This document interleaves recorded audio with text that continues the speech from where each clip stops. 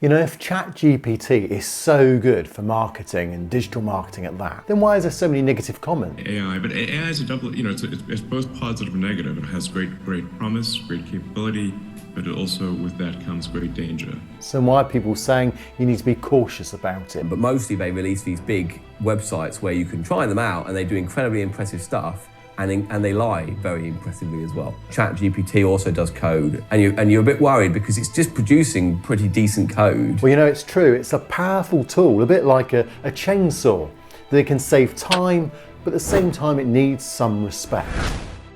Because in the wrong hands, it may require a warning sticker on it to just be aware of the dangers and the problems it could cause.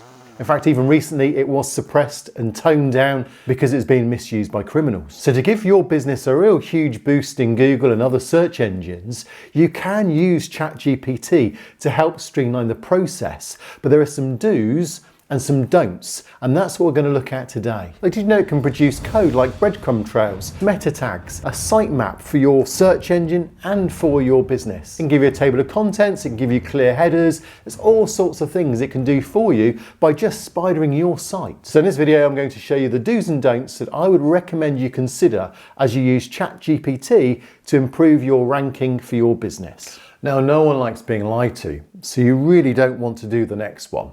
And it's not just found on Google Business, but it's found on TripAdvisor, Amazon, eBay, wherever reviews are, basically, this gets found. Don't use fake reviews. Is it illegal to write fake reviews? All of those businesses will see it as a violation. You can't have fake reviews without it violating the policy. So my recommendation is build authority and trust through proper branding. It takes time, there's no shortcuts. Get good reviews over a period of time. So let's take my first powerful tip, and that is to use it for code. So for example, you can build content links. So content links are these ones here that you can see they then navigate down to different parts of the website, or particularly of the page. So there then you can go and get people to click through to the particular heading that they're interested in. But how do you produce this table of contents and these links? Well, it's really straightforward. You just ask ChatGPT to do that for you. You put in the information, the website you're going to do, and it will then produce the code needed. And then you just then add that into your HTML code for the page. Another thing you can do is create a breadcrumb trail. And what this does, it just shows you how you got to a deeper page in the website. So if it has hierarchy above it, right back to the home page, those links to those pages show too. And this is another great way of navigation, but also Google likes understanding the relationship of pages and which are parent pages, which are child pages. So again, if you use this, get the HTML code and then just put it straight into your website. Another thing you can do with code is just to build some content links within the website.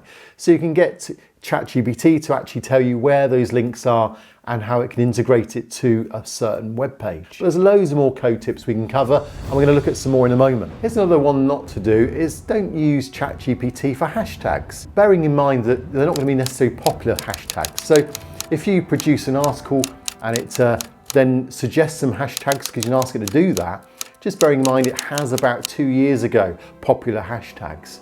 So they may still be popular. Digital marketing is a popular one, hashtag marketing, hashtag Google SEO, they're popular, but bearing in mind trends come and go. So I wouldn't overly rely on using hashtags through ChatGPT. Now here's something to consider. Did you know that ChatGPT knows quite a lot about your business if you know what to ask it and ask it a bit more information? Now it's true, it is based on a few years ago, but even so, it understands what you do as a business 2 years ago. And so because it understands that, it could write an elevator pitch for you. So this is another do, use an elevator pitch, get ChatGPT to write you one. So what's an elevator pitch? Well, just imagine going in an elevator with someone and they ask what you do, and then you just give a summary. But the idea is to make it intriguing, to get them to see that really succinctly you can explain in 1 or 2 paragraphs or 1 sentence what it is that you do. So a good elevator pitch should explain everything you do within about 20 to 30 seconds, hence the name elevator pitch. The idea of you just in an elevator with someone, you've got a few moments to explain what you do. The biggest don't really is the thing that everyone seems to be doing with ChatGPT. It's ask it to write an article and then just copying and pasting that article and putting it on their blog and then hoping they'll get plenty of ranking. The thing is The don't is don't copy and paste articles straight from ChatGPT. When you read it through, you'll find that often the information's not correct, often the information's wrong, it's at least 2 years old, and at the same time it doesn't always make sense. Often it's taken information off the internet in the past, and that information's not true anyway.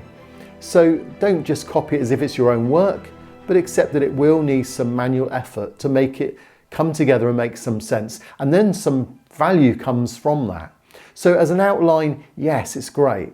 As a copy and paste article producer, don't do that. There are plenty of ways in which Google now and other search engines recognize that it's produced by AI. In fact, they're even talking about watermarking AI written content so that kids aren't using it for their homework, as an example. So copy and pasting these AI articles are easily considered as spam. You can do experiments here. There's a content checker and it immediately can see what AI has done, whether it's spam, whether it's been produced by humans or not.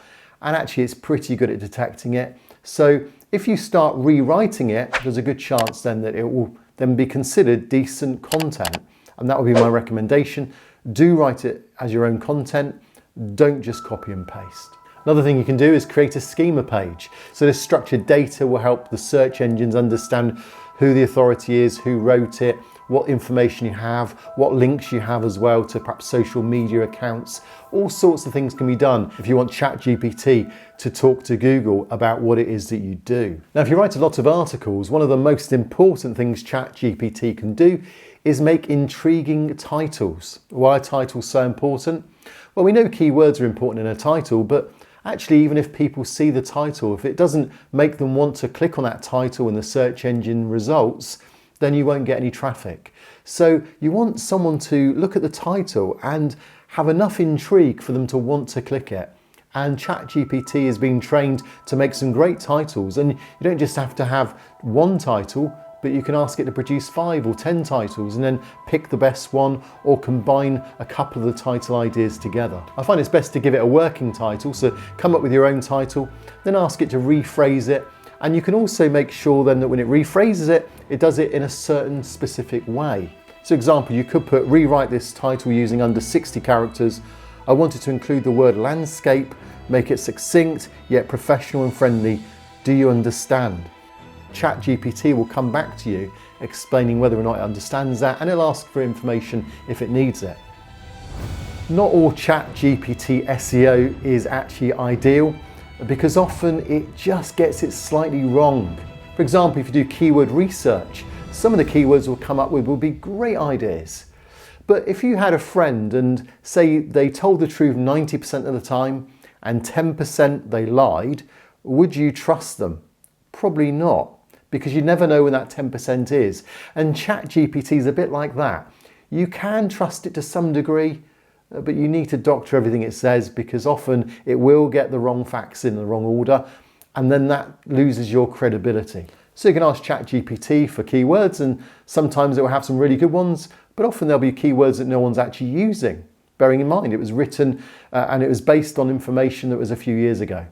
ChatGPT doesn't know what's trending, it doesn't know what people are currently searching for, it doesn't really understand keyword difficulty, and unfortunately it often mimics incorrect facts or even fake news from the past. So what can you do? Well, just get it to give you some ideas and then use those ideas as an outline to produce great content. And I'd also go to Google Trends in 2023, see what's working now and get some information from Google Trends before you start writing articles. And in that way, then you will be writing articles that are useful for today. Now, did you know that ChatGPT can actually produce outlines for whatever it is you're about to write? So let's imagine you wanted to write an article, a 2,000 word article. You could ask ChatGPT, based on the subject you're going to discuss, to give an outline. What type of headings would be important? What type of keywords would be useful? What is generally the intent of a person looking for this article? And that can produce then a structure that you can work with. Now, the do is to get the structure. The don't is to just take ChatGPT's output of a complete outline and then just copy and paste it, as we've already mentioned. So do use it for outlines, So as an example, you might just say, I'm a gardening business, give me 5 ideas for a script for a blog article about landscape gardening. And then from that, you can then take a particular angle, and then you can drill perhaps a bit more deeper on 1 or 2 of the main headings, and you're beginning to put together some ideas and a structure that's logical for someone wanting to find out about landscape gardening, for example. So ChatGPT is an incredibly powerful tool that can be used to increase your SEO and your digital marketing. However, it's caused a dilemma for you too.